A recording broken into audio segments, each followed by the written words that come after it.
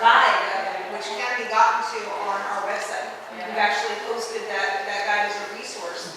And so a lot of those places might be willing to come out to your school and do different types of trainings. The types of trainings that we really need to focus on, because it's with 5 of us getting to schools to do just Marina Del Rey or just Venice High School or just one school, that it's not that it's not important to do, but then conserves our resources. So that's why we're doing things like the EL Parent Academy.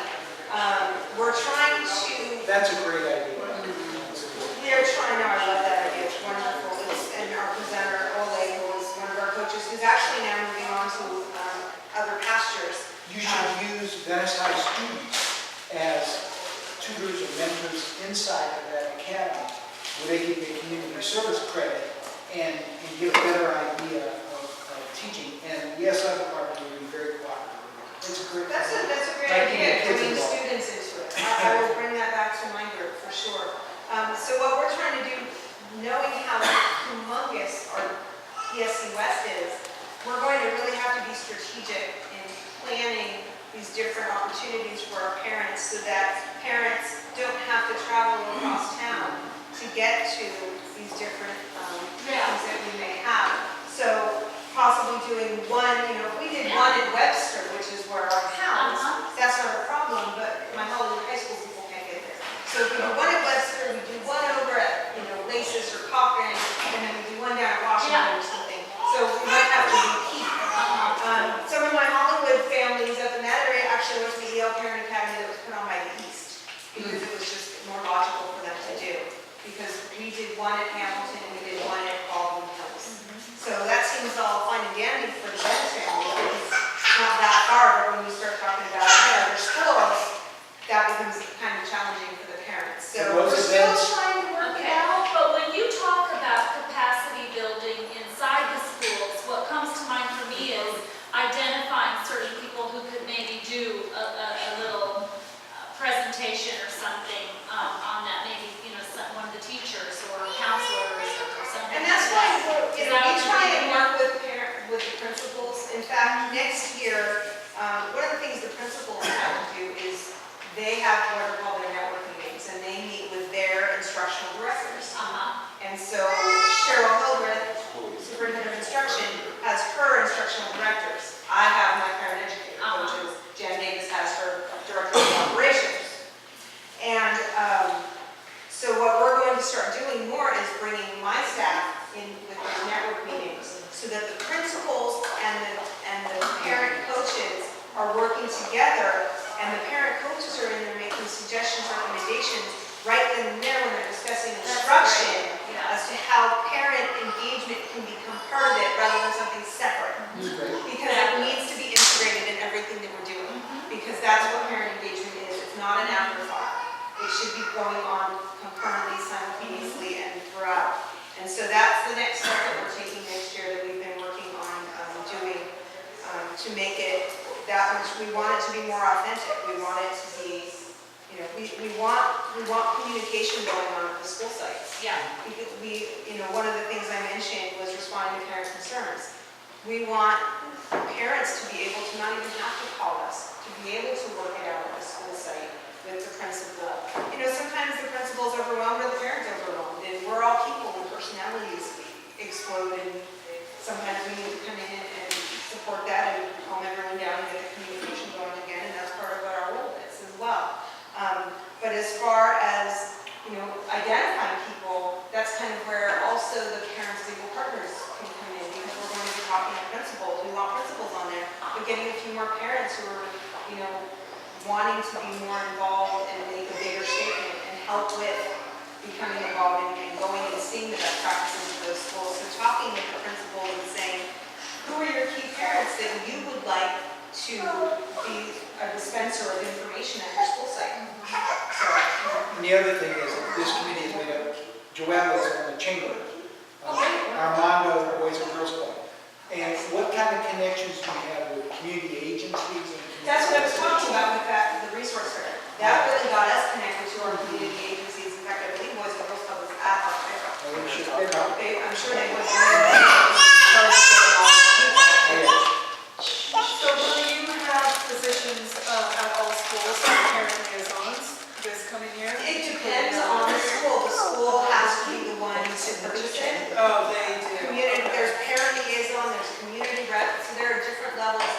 actually currently going through all of the budgets to make sure that when the Title I parent involvement part of the budget was spent, that the reasoning was included in their single plan, and that it actually focused specifically on parent engagement. So I am seeing quite a few schools who chose to fund partially with the parent involvement money and partially with other money.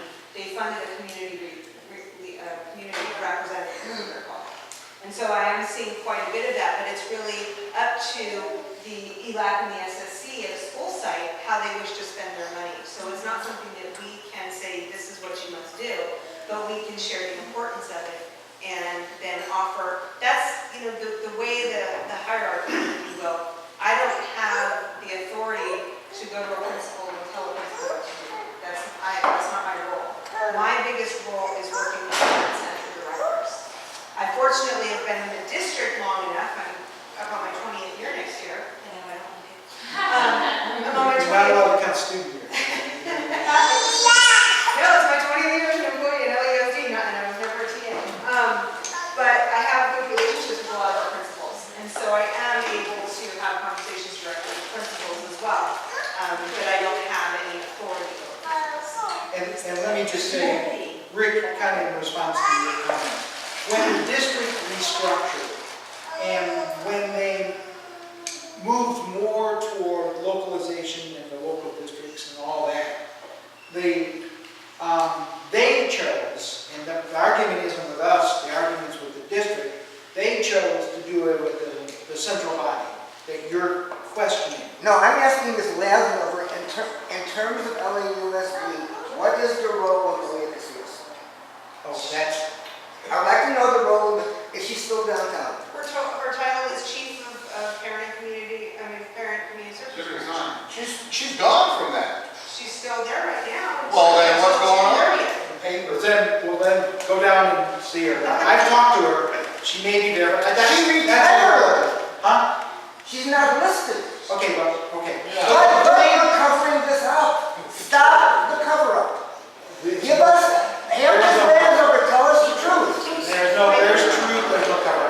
The point is, as we move forward, the playing field has changed, and The playing field hasn't changed. You've changed the playing field.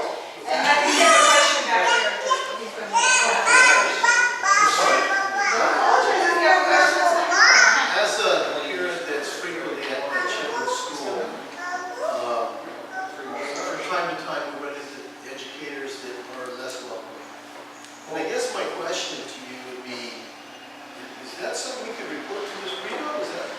Or is there a different venue? Yeah, Sabrina's not really the appropriate What would be the person for that. good option for that? What I would definitely always start with the principal and work with the principal. If the principal is not getting you what you need, then the next person in line is the principal's director. Which So Marina would be? at Marina is Dr. Velez. Dr. Velez. And so Dr. Velez would be the one, but since you have your sales card, you can always start with her. I mean, you can let her know I've already talked to, like if you forget Dr. Velez's name, you can say, who do I need to contact? Okay. You're always She welcome. could be a resource for She can- information. For sure. She's, because if she doesn't answer, she'll come to me. And so, but your point's well taken, because schools have to be welcoming. And if they're not welcoming, we shouldn't wonder why we're losing customers. You know what I'm saying? Yeah. And so when you bring it to their attention, Yeah, I see it that way, but I'm not feeling it that way. It's not viewed that way. Yeah, it's not viewed that way, let's be honest. yes. no one said my job was easy. Right. I'm a firm believer that humanity has to change, and I do believe that it changes. But also have to believe in that in order for parents, staff, administrators, and everybody else to work together, we want to do collaboration. Through collaboration. You see, that's the part that I do believe is contradictory to what happened. Because when they did the parent community service branch, when they did the new policy about parents as equal partners, there were 27 members of LAUSD, 17 members of community-based organization, and only 3 parents.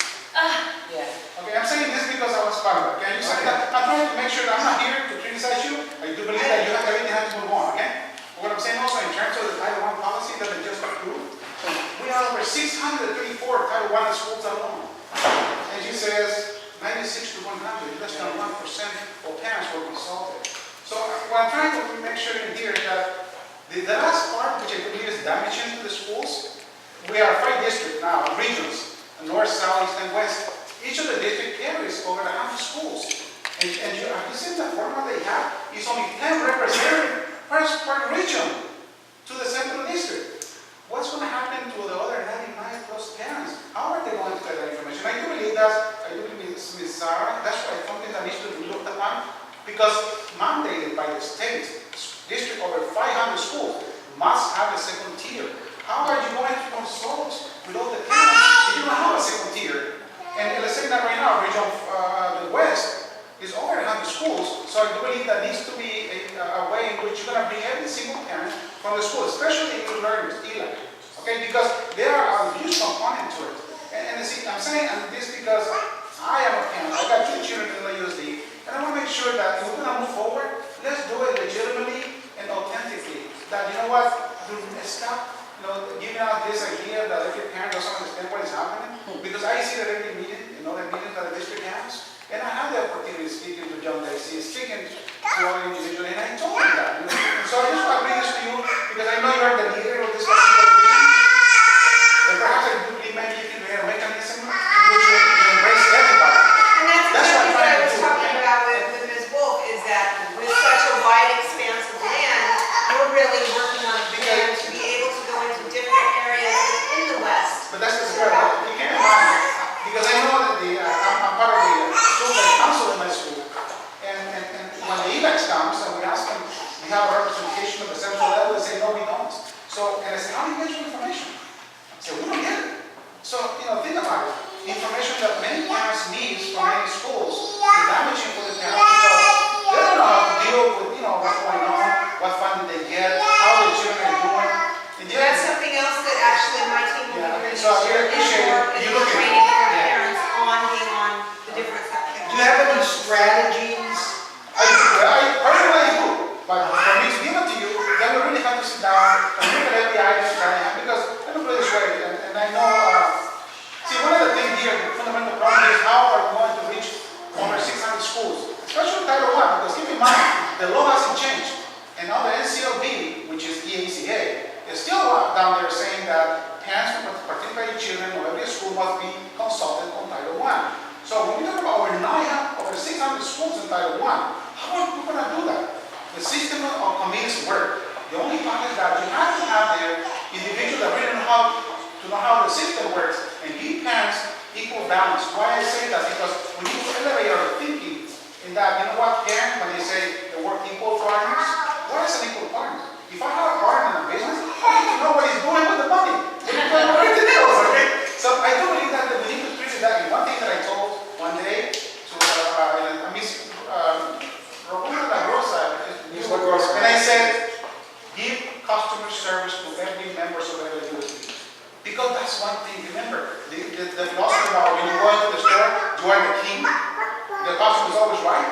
That's why we need to begin believing in parents, giving their right into what they are there for, because essentially the bottom line to me, my philosophy is simple. If you were to be going to the system doesn't exist.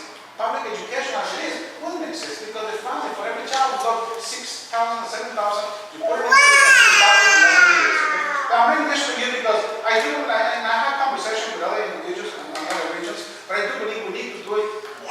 Let the child do it. Okay? But we need to move on. We need to make sure that we become a better society. So for that to do it, we really need to work collaboratively. Let me give you my definition of collaboration. My definition of it basically is a conscientious and targeted act of becoming one mind. We have to become one mind. That's what needs to happen. The district must understand the importance of parents, and parents need to be taught how to work with the district. It doesn't happen because we don't have individuals who are prepared to do that. We really need to work toward that because, see, when you hide something that is incorrect, what will happen? You're going to create a lie, and then you create another lie to sustain this other lie. So in the end, eventually it's going to collapse. Eventually. So why do you do that? Thank you very much. Thank you for your time. Thank you for taking the time.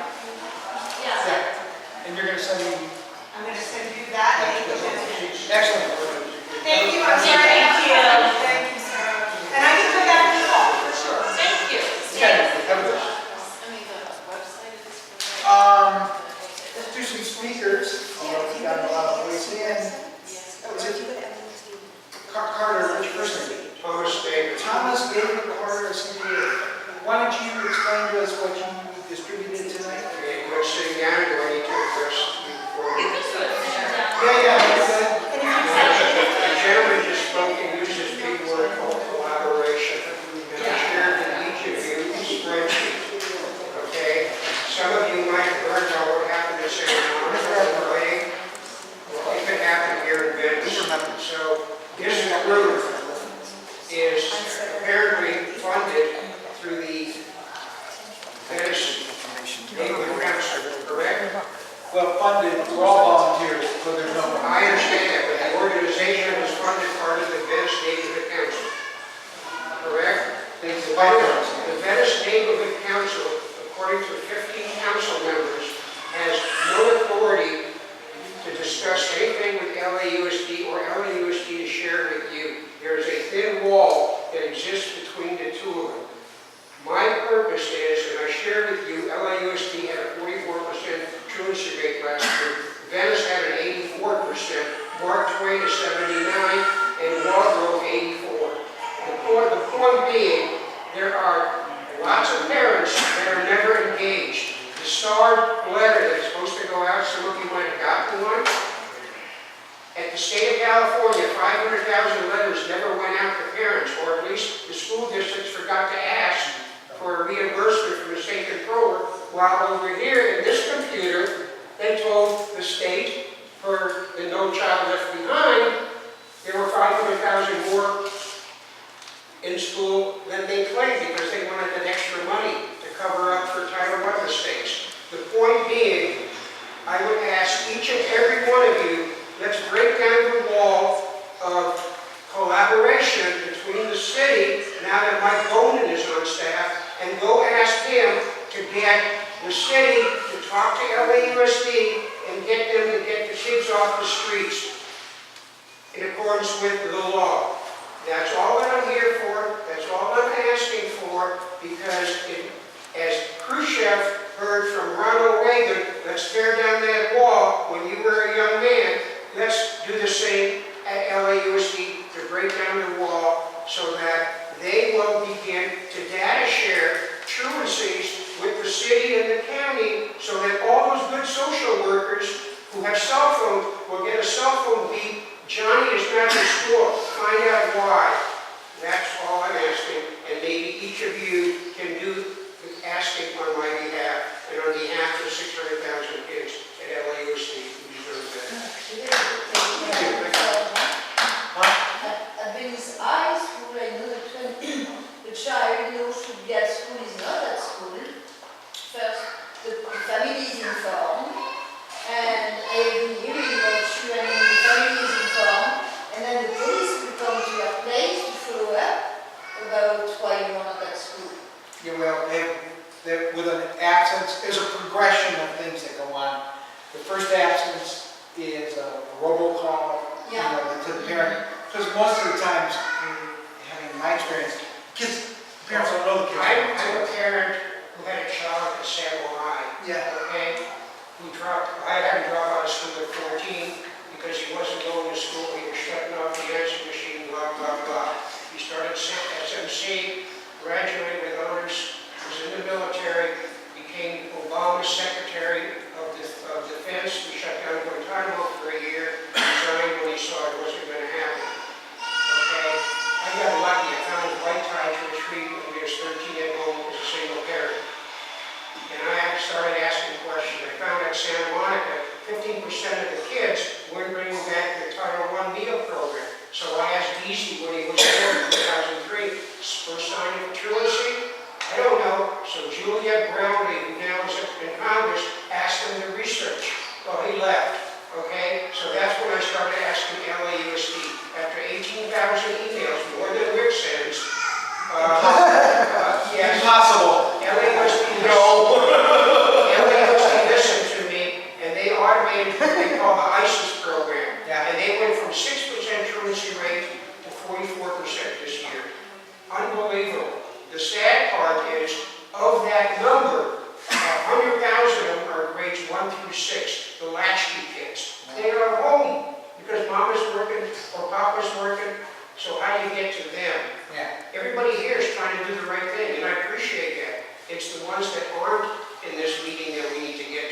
Well, thank you for bringing it to us. Yes, ma'am. I have a comment about that, though. There is a disconnect between the accuracy of those records, because I've got a letter that my child was truant. I had a teacher mark my child absent 8 times, and she was at school straight A student. I don't disagree with You know what I mean? So what happens is I've got the letter that my child's truant. I look at the letter like, what? And then I go to the attendance office, and they can't figure it out. And each teacher has a different amount of absences marked. So the data is not necessarily accurate. It was worse. Orange County, we had. Or better, my kid wasn't absent, and they're sending me a note that she was. Orange County, Nikki and Minnie had only a 19% truancy rate. But when you look at the difference between enrollment and ADA, those are how many come. In 2001-2, when LAUSD had 80,000 more enrolled, they only had 14,500 or 2% not come to school every day. Last year, it's 117,000, 17%, and it cost them 1.3 billion plus in lost revenue.